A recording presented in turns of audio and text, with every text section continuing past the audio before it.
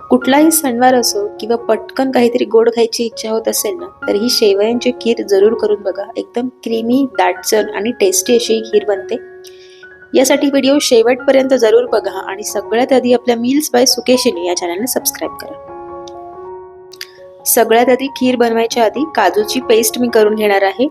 तर इथे काजू मी मिक्सरमध्ये फिरवून घेतलेत. 7 ते 8 काजू होते. भाजायची वगैरे गरज नाही, डायरेक्ट मिक्सरला मी फिरवून घेतलेत. आणि यामध्ये फक्त थोडंसं एक 3 ते 4 चमचेच पाणी घालणार आहे आणि व्यवस्थित त्याची पेस्ट करून घेणार आहे. यातल्या ज्या काही गुठळ्या असतील त्या फोडून घ्यायच्या आत्ताच.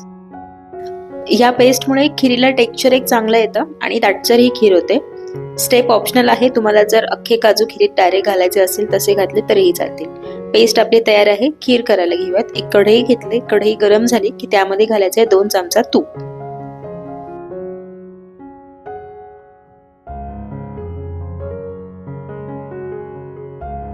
तूप आपलं चांगलं मेल्ट झालंय, गरम झालंय. यामध्ये घेऊया अर्धा कप शेवया. शेवया चांगल्या सोनेरी रंगावरती भाजून घ्यायच्यात. शेवया भाजताना गॅस अजिबात मोठा करायचा नाहीये, मीडियम टू लो फ्लेमवरती शेवया चांगल्या भाजून घ्यायच्यात, म्हणजे त्या व्यवस्थित सगळ्या भाजल्या जातात. मोठ्या गॅसवर आपण शेवया भाजल्यानंतर त्या पटकन करपतील आणि खूपच त्याचा डार्क रंग होईल. आपल्याला या शेवया फक्त हलक्या सोनेरी रंगावर भाजून घ्यायच्यात.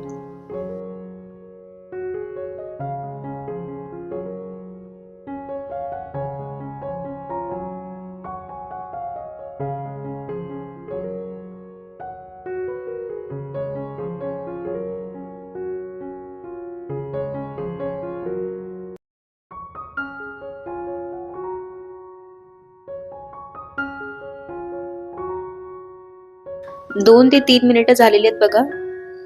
शेवया आपल्या भाजून झाल्यात आणि रंग पण जसा आपल्याला हवा तसाच आलेला आहे, एकदम परफेक्ट.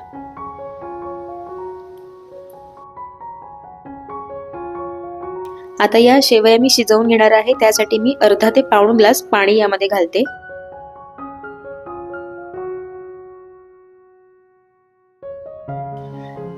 सगळं मिक्स करून घेऊया आणि झाकून ठेवून 3 ते 4 मिनिटं शेवया चांगल्या शिजवून घेऊ.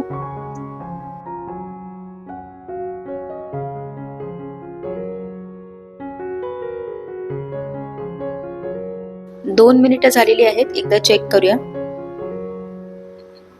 थोड्याशा शेवया शिजलेल्या आहेत बघा. एकदा मिक्स करून घेऊ, चांगलं हलवून घेऊ आणि पुन्हा 2 मिनिटाची वाफ देऊ.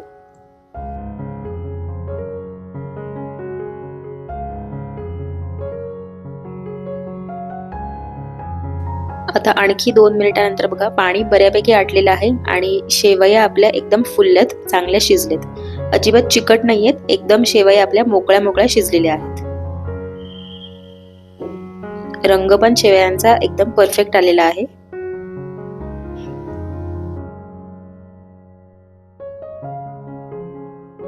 आता यामध्ये घालायचंय दूध. इथं मी अर्धा लिटर दूध आधीच गरम करून ठेवलं होतं, तर थोडंसं कोमट झालं, एकदम पण कडकडीत गरम नाहीये. तर सगळं अर्धा लिटर दूध यामध्ये मी घालते आणि सगळं मिक्स करून एक चांगली उकळी काढायची.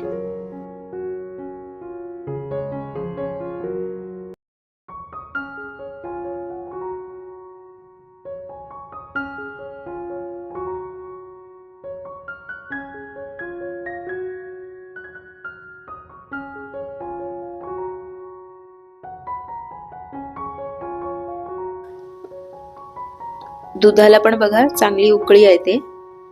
आता हे सगळं एकदा मिक्स करून घेऊ, नाहीतर दूध सगळं उतू जाईल आपलं.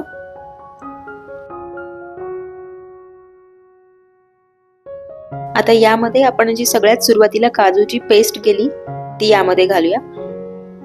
यामुळे कसं आपली खीर जी आहे ती दाटसर होईल आणि दूध जास्त आटवत बसावं लागणार नाही.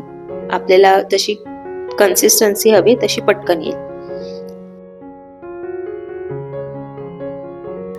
आता यामध्ये घालूया ड्रायफ्रुट्स.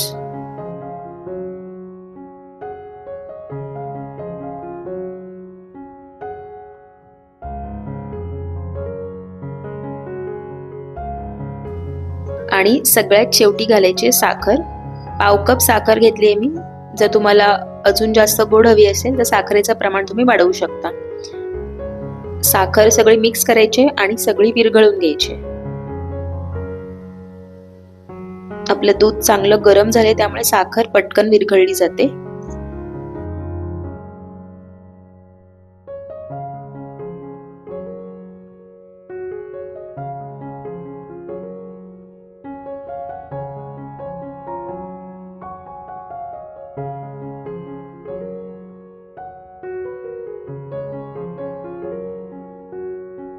साखर बघा आपली सगळी विरघळली आणि खिरीला रंग सुद्धा खूप छान आलेला आहे. यामध्ये घालूया आता वेलची पावडर.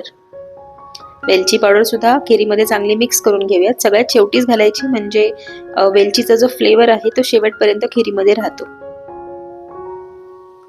आता खिरीची कन्सिस्टन्सी थोडीशी पातळ आहे. आपण 2 मिनिटं हे चांगलं उकळून घेऊया म्हणजे दाटसर होईल. आता झाकण न ठेवता असंच अधेमध्ये परतवून ना आपण खीर ही चांगली उकळून घेऊ. खीर बघा एकदम पातळही नाहीये, पाण्यासारखी पचपचीत आणि एकदम दाटसरही नाहीये. अशीच कन्सिस्टन्सी असली पाहिजे. आणखी 1-2 मिनिटं आपण चांगली उकळी काढू आणि गॅस बंद करू.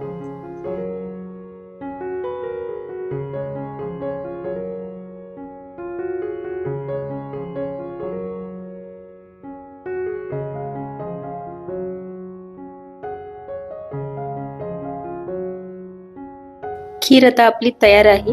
गॅस बंद करूयात. अशा प्रकारे थोडीशी वेगळ्या पद्धतीने केलेली दाटसर क्रीमी आणि टेस्टी अशी शेवयांची खीर तयार आहे. जरूर ही रेसिपी करून बघा. तुम्हाला आणि तुमच्या घरच्यांना ही खीर नक्की आवडेल. खीर जर ट्राय केलीच तर ती कशी होते ही कमेंट बॉक्समध्ये मला नक्की कळवा. रेसिपीज आवडत असतील तर आपल्या मील्स बाय सुकेशिनी या चॅनलला सबस्क्राईब करा.